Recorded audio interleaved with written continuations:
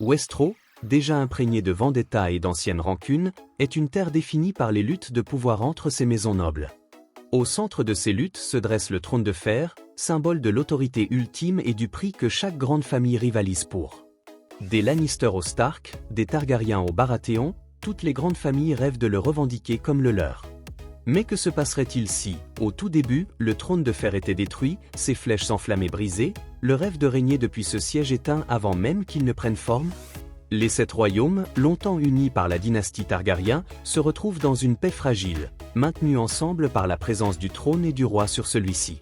Le pays est gouverné par la maison Targaryen, mais le roi Aerys II, connu sous le nom de roi fou, est un tyran qui règne avec peur et cruauté.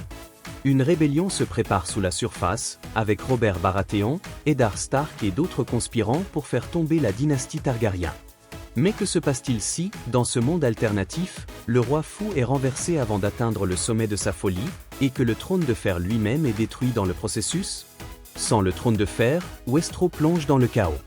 Les grandes maisons qui se battaient autrefois pour la domination tournent désormais leur attention vers le vide de pouvoir laissé par sa destruction. Il ne reste aucun siège central de l'autorité et les royaumes se divisent, chacun essayant de trouver sa propre voie à suivre.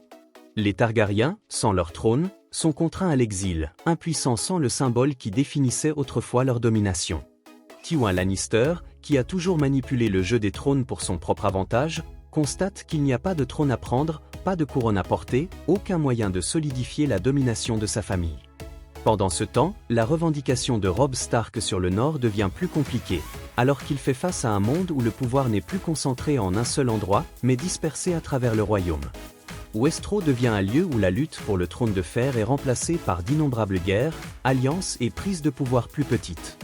La politique des 7 royaumes, autrefois centrée autour de la cour royale, s'étendait désormais sur les champs de bataille, les châteaux et les rues de chaque ville. Les maisons qui se mettaient autrefois à genoux devant le trône se retrouvent désormais à former des alliances fragiles ou à se faire la guerre. L'absence d'un dirigeant singulier et unificateur change tout. Le sort de Westeros ne repose plus entre les mains d'un roi ou d'une reine, mais dans les décisions prises par les dirigeants, généraux et familles individuelles. Le monde de Westeros a changé. Le trône de fer, autrefois puissant symbole d'unité et d'ambition, a disparu. Et maintenant, la lutte pour le pouvoir prend une nouvelle forme. Qui se lèvera à la suite de cette destruction? Quelles maisons revendiqueront la domination sur les 7 royaumes, et lesquelles tomberont dans le chaos qui suivra? La destruction du trône de fer envoie une onde de choc au cœur même de Westeros. Ce n'est pas seulement une perte physique mais symbolique qui fracture l'ancien monde, laissant un vide qui ne pourra jamais vraiment être comblé. Les conséquences immédiates sont des alliances dévastatrices, des loyautés brisées et des batailles désespérées pour le contrôle.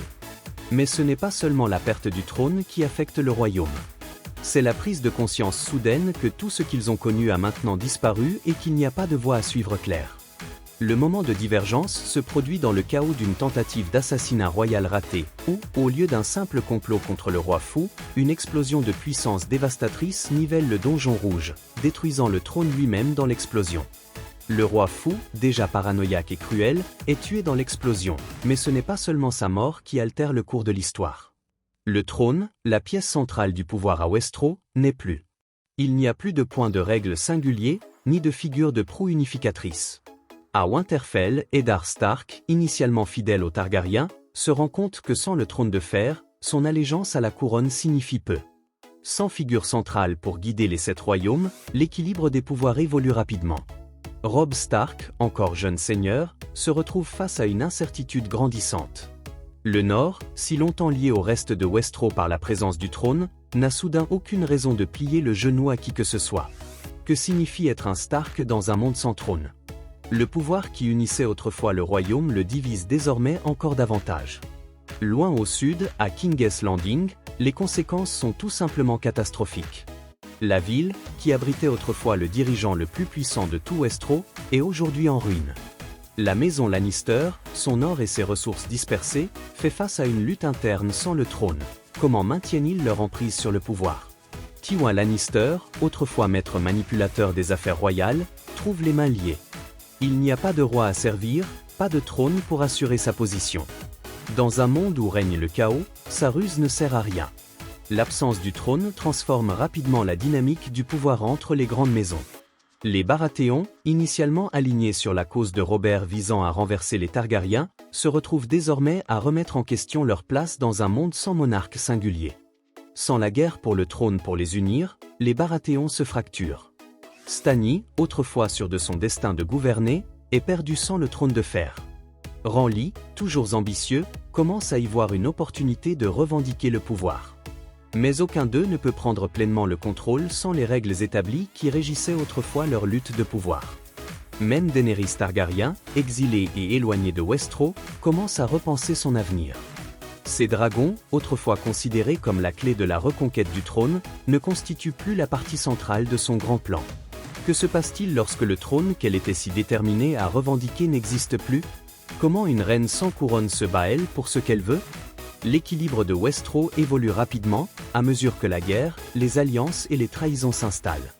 La destruction du trône de fer, symbole même de la royauté et du pouvoir, ouvre la porte à la montée de nouveaux dirigeants et à la chute d'autres. Dans ce nouveau monde, le chaos est la seule constante. À la suite de la destruction du trône de fer, Westeros sombre dans un état d'anarchie fracturée. L'effet d'entraînement d'une perte aussi profonde se fait sentir partout où les anciennes alliances s'effondrent, de nouvelles rivalités se forment et chaque maison doit trouver son propre chemin vers le pouvoir. La terre autrefois unie sous la bannière des 7 royaumes est désormais confrontée à la réalité de vivre sans dirigeant central, et les conséquences sont profondes. À Winterfell, Robb Stark, le jeune roi du Nord, voit sa position changer radicalement. Initialement, il était un seigneur lié à une structure politique plus large, un roi soutenu par le trône de fer. Mais maintenant, en l'absence de couronne, la loyauté de Robb envers les 7 royaumes faiblit. N'ayant personne à qui répondre, il commence à remettre en question la légitimité des revendications des royaumes du Sud. Le Nord, semble-t-il, a toujours été différent. La conviction croissante de Robb d'assurer l'indépendance de sa maison et du peuple du Nord trouve une nouvelle vie. N'étant plus à l'ombre des Targaryens, Robb regarde maintenant vers un avenir où le Nord se gouverne, libre de l'interférence de la couronne. Mais le chemin vers l'indépendance est semé d'embûches. Alors que Robb consolide son pouvoir, la nouvelle de la destruction du trône de fer atteint les terres du Sud et ouvre la voie à un nouveau conflit. Les maisons restantes de Westeros se démènent pour combler le vide du pouvoir. Les Lannister, désormais sans trône sur lesquels s'asseoir, se retrouvent à la croisée des chemins. Tywin Lannister, toujours calculateur, commence à rassembler ses ressources, essayant d'unir le royaume fracturé sous la bannière de la maison Lannister. Mais son influence, autrefois immense, est aujourd'hui gravement diminuée. Son esprit stratégique ne peut plus compter sur le trône pour exercer un contrôle sur le royaume, et sa quête de pouvoir devient une bataille interne contre les ambitions de sa propre famille. Jaime, libéré de l'emprise de fer de son père, commence à s'interroger sur sa place dans la structure du pouvoir Lannister. Il n'a plus besoin de servir un trône ni de défendre les intérêts de sa famille. Que signifie être un Lannister sans le trône de fer? La lutte interne devient claire, loyauté envers sa famille, ou loyauté envers la personne qu'il est devenu. L'absence du trône accorde à Jaime une liberté qu'il n'a jamais su avoir, mais c'est une liberté remplie d'incertitudes. Sa relation avec Cersei devient également tendue, car tous deux sont obligés de réévaluer leur rôle sans trône pour définir leur avenir. Dans le sud, Renly Baratheon, frère cadet de Stannis, se lève dans une soudaine poussée vers le pouvoir. L'absence d'un dirigeant clair permet à Renly de revendiquer son trône, sauf qu'il ne reste plus de trône.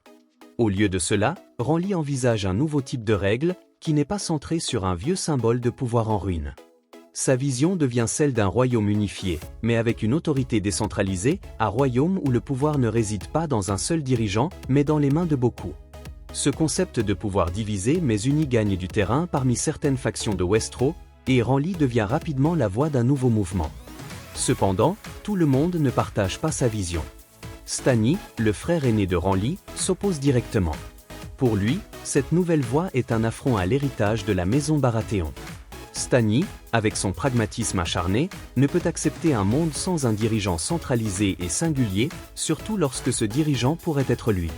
Sa détermination à revendiquer la couronne, même face à sa destruction, le pousse à former des alliances avec ceux qui restent fidèles aux anciennes méthodes. Mais le coût de son entêtement est élevé, car sa vision singulière du pouvoir se heurte à l'approche plus flexible de Renly.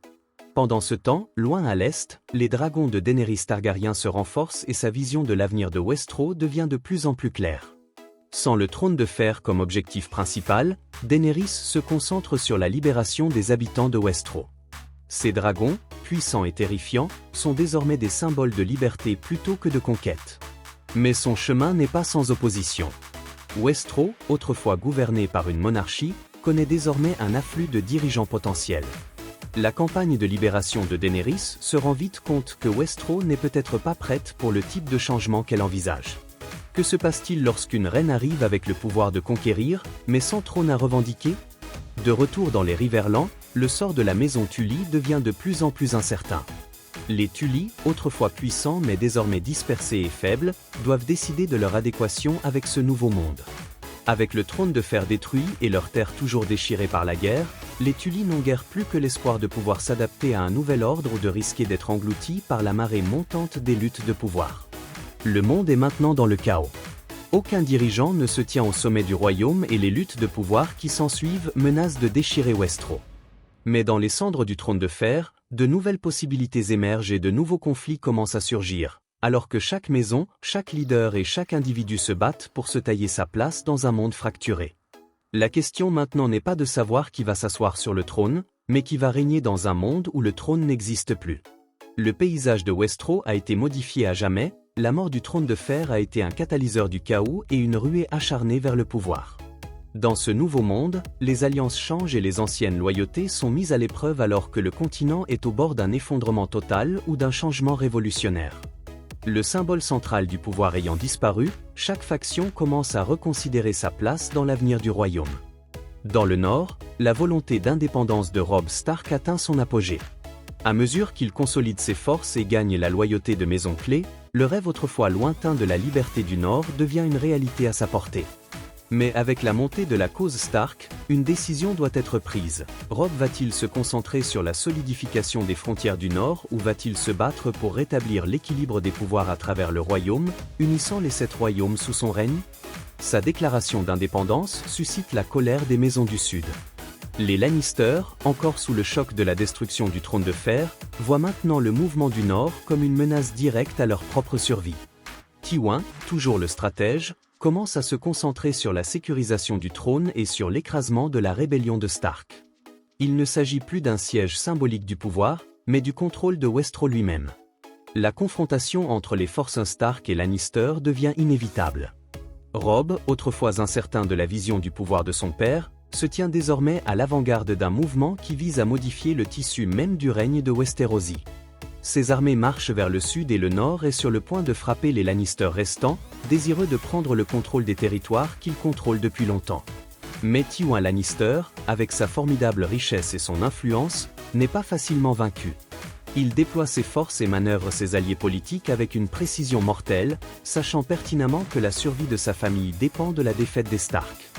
Dans le même temps, le mouvement de Renly Baratheon pour le pouvoir décentralisé gagne une traction considérable. Sa vision d'un royaume unifié sans trône singulier attire le soutien de ceux qui aspirent à un système d'autorité partagée et de représentation égale. Mais sa nouvelle popularité a un coût. Son frère, Stannis, ne voit pas la vision de Renly comme l'avenir, mais comme une menace pour sa propre prétention au trône. Les frères arrivent à une confrontation explosive, Renly plaidant pour un nouveau type de règles, tandis que Stannis insiste sur le fait que lui seul, en tant qu'héritier légitime de Baratheon, peut rétablir l'ordre dans le royaume.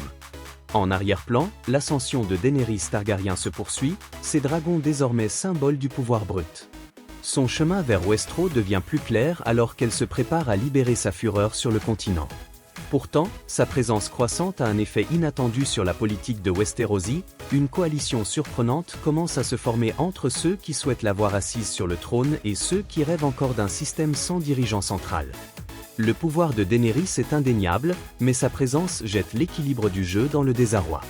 Tant ceux qui souhaitent qu'elle gouverne que ceux qui cherchent à s'opposer à elle doivent maintenant compter avec la terrifiante réalité de la Reine Dragon. Alors que le conflit Stark-Lannister atteint son point d'ébullition, les personnages clés se retrouvent au cœur d'une lutte décisive. Jon Snow, désormais leader chevronné à part entière, fait face à une décision difficile.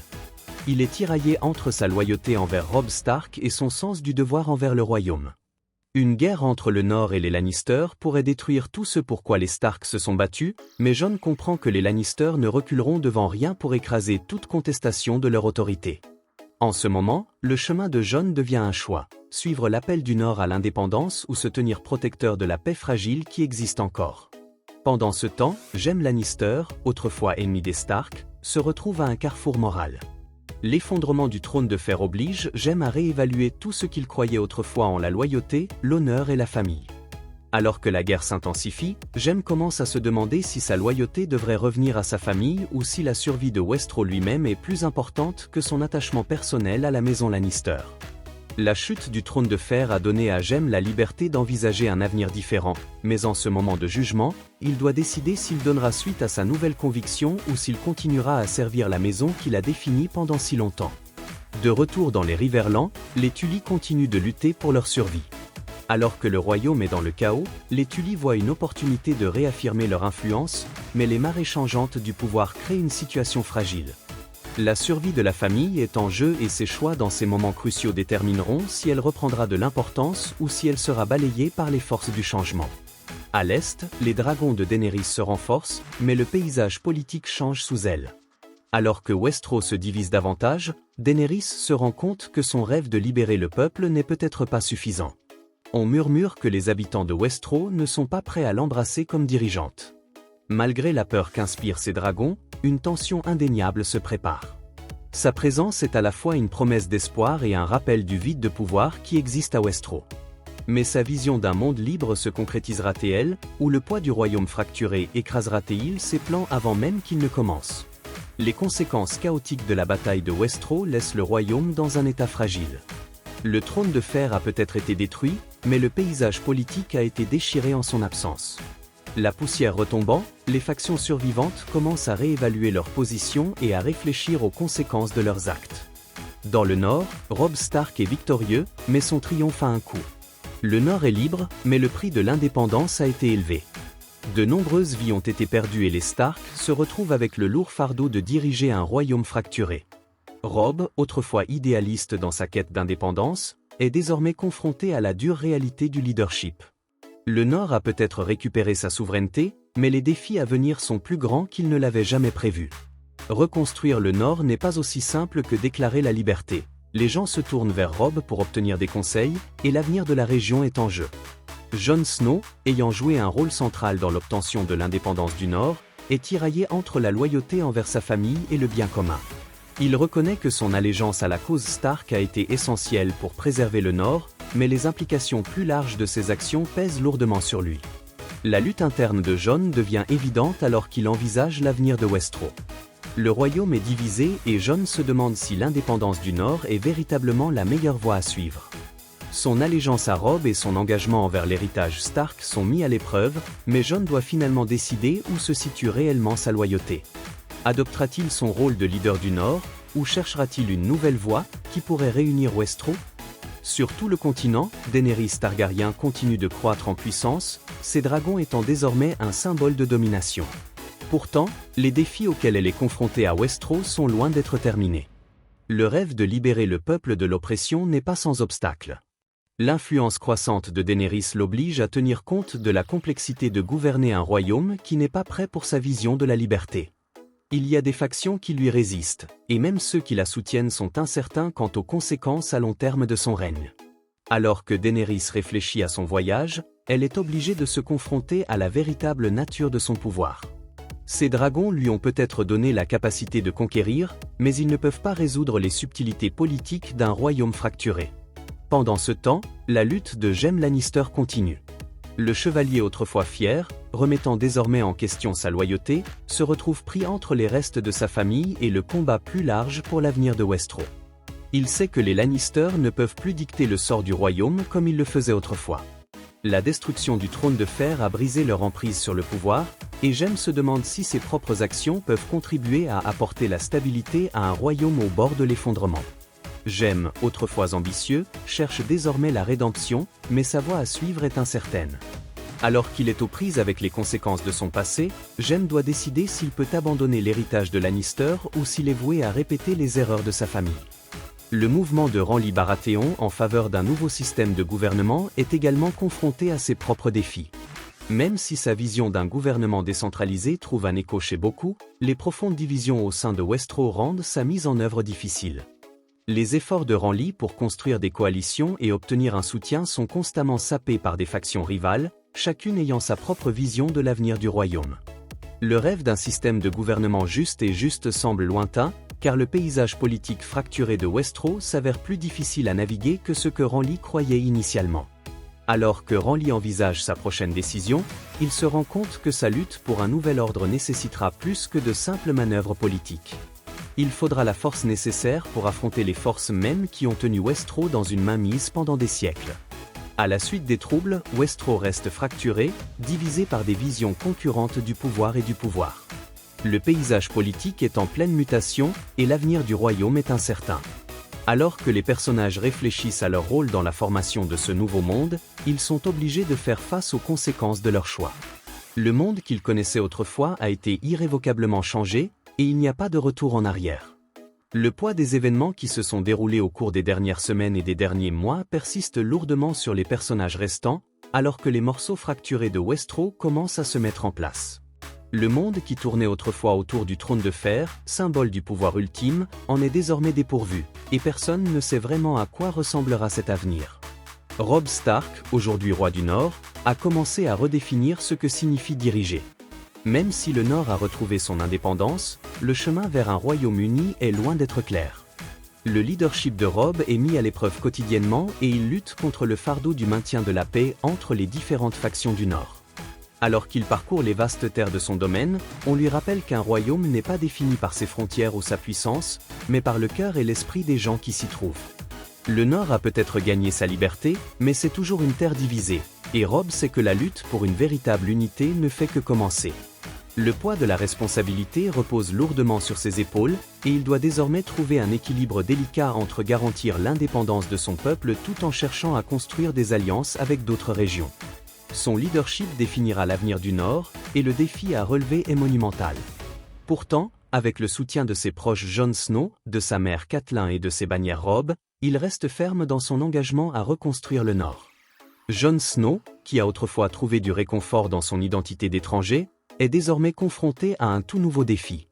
Le Nord, après avoir obtenu son indépendance, a besoin d'un nouveau type de leadership, non seulement une question de combat ou de survie, mais aussi de forger de nouveaux liens, d'assurer la prospérité du peuple et de préserver la fragile unité qu'il a conquise.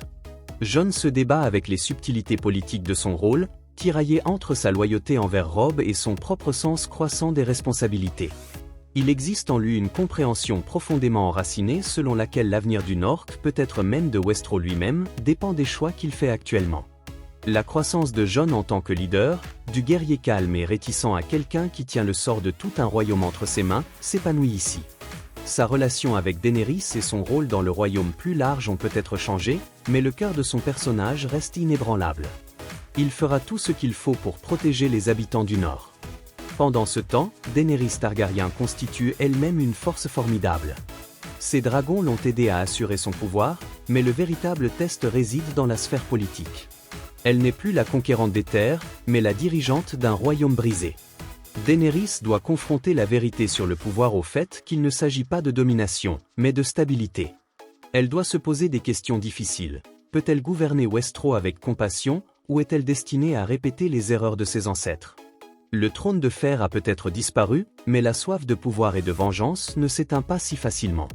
Dans sa quête de justice, Daenerys est confrontée à un choix difficile qui mettra à l'épreuve non seulement sa capacité à gouverner, mais aussi sa capacité à maintenir l'humanité pour laquelle elle s'est battue autrefois. Elle doit affronter l'héritage de sa famille, son sang et ses dragons, et se demander si elle est vraiment la libératrice de Westeros, ou simplement une autre dirigeante liée par la même soif de contrôle qui a détruit le trône de fer. Le parcours de Jaime Lannister est celui de la rédemption et de l'autoréflexion. N'étant plus garde de roi lié aux ambitions de sa famille, Jaime doit se réconcilier avec l'homme qu'il est maintenant, un homme sans royaume, sans trône, et sans le nom Lannister pour le protéger. La recherche d'un but de Jaime l'amène à la croisée des chemins. Il pourrait continuer à se battre pour une place dans le nouveau Westeros, en utilisant ses compétences et son nom à des fins politiques, ou il pourrait abandonner complètement le jeu des trônes et chercher une vie de rédemption personnelle. Sa relation avec sa sœur Cersei est à un point de rupture, car leur passé commun pèse lourdement sur lui. Le parcours émotionnel de Jaime reflète la transformation plus large de Westeros. la façon dont un monde autrefois défini par le pouvoir et la conquête commence à céder la place aux besoins de réflexion personnelle, de réconciliation et de changement. Renly Baratheon, après avoir fait pression pour un nouveau système de pouvoir décentralisé, commence à accepter l'impossibilité de cette vision. Il se rend compte que les forces en jeu sont bien plus grandes que ses propres idéaux. Westeros est tout simplement trop divisé et aucun leader, aussi idéaliste soit-il, ne peut unifier un royaume aussi fracturé. Sa vision d'un système juste est noble, mais elle n'est pas réalisable. La résolution de Renly réside dans la prise de décisions difficiles, soit en poursuivant son combat pour un rêve impossible, soit en reconnaissant qu'au lendemain de la destruction du trône de fer, le peuple doit trouver sa propre voie à suivre. Sa lutte personnelle pour cette prise de conscience met en évidence la complexité profondément ancrée du royaume. Westeros n'a plus de direction unique. Le trône de fer est détruit, et avec lui, la structure qui maintenait autrefois le royaume ensemble. Ce qui reste, ce sont les gens qui pleurent, reconstruisent et déterminent par eux-mêmes ce que l'avenir leur réserve. Les personnages, qui se battaient autrefois pour le pouvoir, se battent désormais pour quelque chose de plus grand. La survie, la rédemption et l'espoir de créer un monde qui puisse renaître des cendres des anciens. Mais le chemin à parcourir est incertain. Chaque décision qu'ils prennent se répercute sur le royaume, et personne ne sait s'ils seront la dernière génération à vivre à l'ombre du trône de fer, ou s'ils sont les premiers à créer quelque chose d'entièrement nouveau. Alors que les morceaux de ce nouveau monde se mettent en place, une question demeure. Que feriez-vous dans un monde sans le trône de fer ? Comment navigueriez-vous dans un Westeros où le pouvoir n'est plus concentré dans un seul siège d'autorité ? Le sort du royaume est entre les mains de ceux qui ont survécu. Faites-nous part de vos réflexions dans les commentaires ci-dessous.